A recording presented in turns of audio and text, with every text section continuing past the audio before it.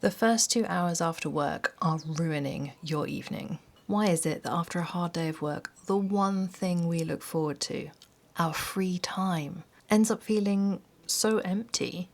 We aren't resting, we're just waiting for tomorrow to start. If you're a burned out 40 something like me, you have a tendency to carry your working mindset over to your resting self, and that's not fair because it means you're not resting. You may be doing nothing, collapsed on the sofa, scrolling through your phone, staring at the TV, but you're not resting, you're not rejuvenating, and you feel more tired than ever by the time you go to bed. Today, we're going to be talking about how to reclaim our evenings, and it's not going to be overly complicated. There are 2 to 3 steps to this. I'm not going to fire at you a load of to-do lists. I'm not going to tell you this is going to change your life.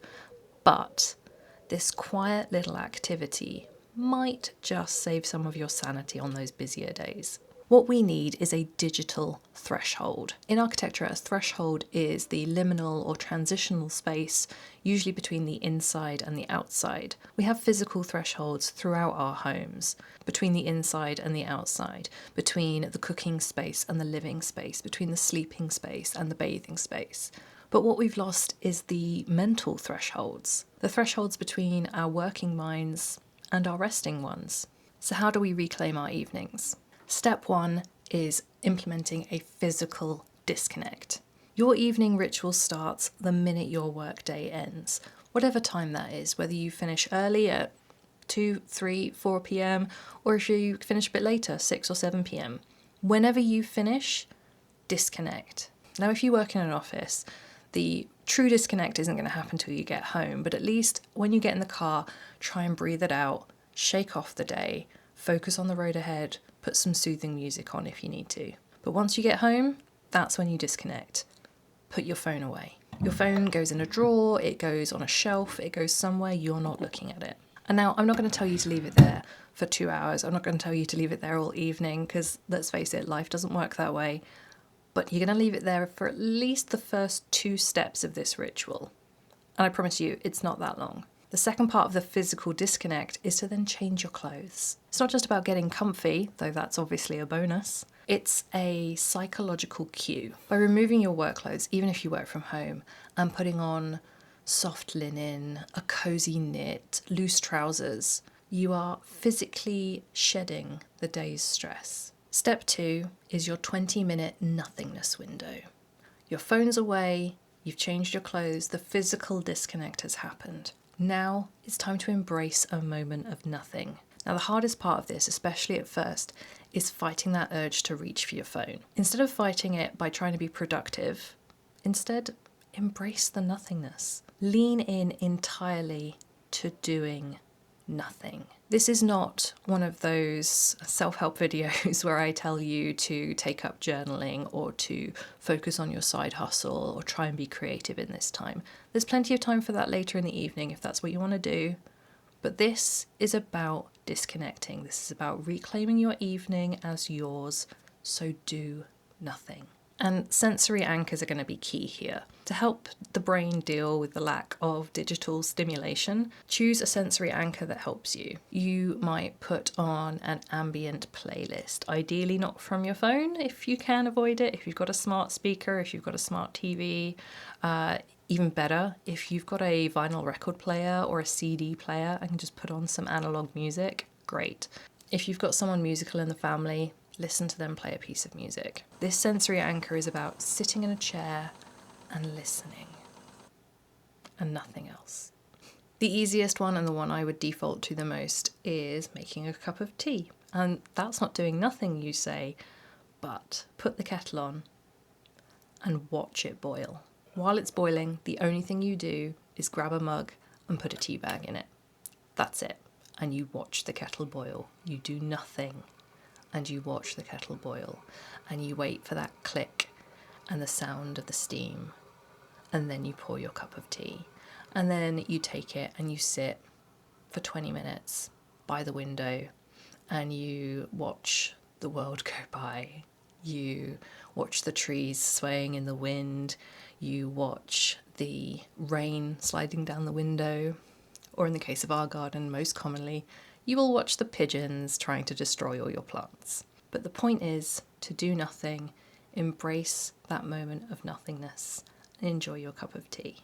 The rule here is no writing, no reading, no creating, no chores. Don't be wiping the counters down while that kettle boils.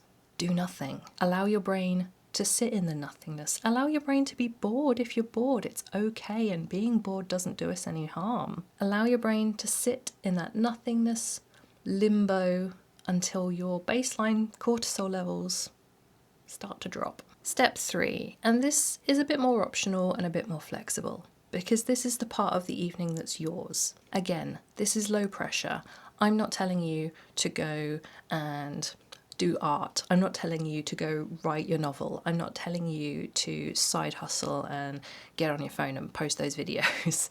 I'm not telling you to make dinner from scratch.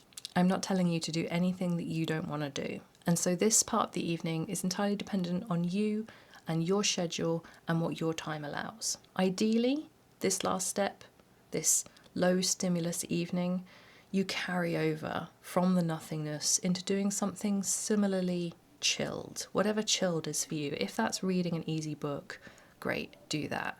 But likewise, if you do want to sit on the sofa and watch a movie with your partner, that's okay too.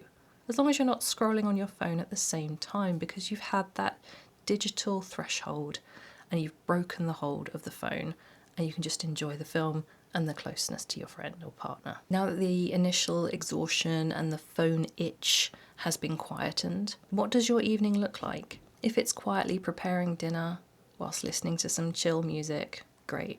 If it's phoning friends and family, that's okay too. Having a nice bath, reading a book, going to bed early. And yes, if you do have a side hustle that you enjoy or a hobby that you want to spend your time doing, do that too. Just do it in a peaceful manner. As much as possible, try to continue that quiet, mindful vibe. And that's it. As promised, this isn't overcomplicated. It doesn't have to be. And that's good, because if you're going to do something at the end of your busy workday that isn't collapsing and vegging out until bedtime, it has to be simple. Productivity and motivation is all well and good, but sometimes we just don't have the energy for it. And that transition period between work and rest is so important. You've worked really hard, and it's okay to take some time for yourself before you go into rest mode. And I really hope this has helped you claim some time back and some rest back in your evenings. I hope you go to bed feeling like you've actually had time for yourself.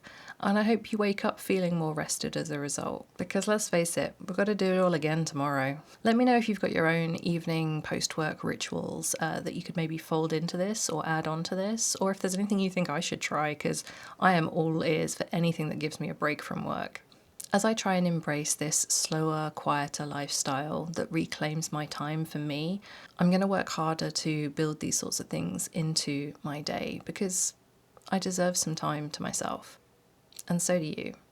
I hope you find this useful. Next week, we are going to be looking at tiny habits to reclaim the real you. Because if you're anything like me, you, at 40 or 30 or whatever age you are not the same as you were as a teenager or a 20-something. And that's okay. We all change as we grow older. But sometimes it's nice to reclaim a bit of who you really are and who you used to be. So, coming up, some tiny habits to start doing that for ourselves. Hopefully I will see you in the next one. I've been Becca. I talk too much. See you next Wednesday.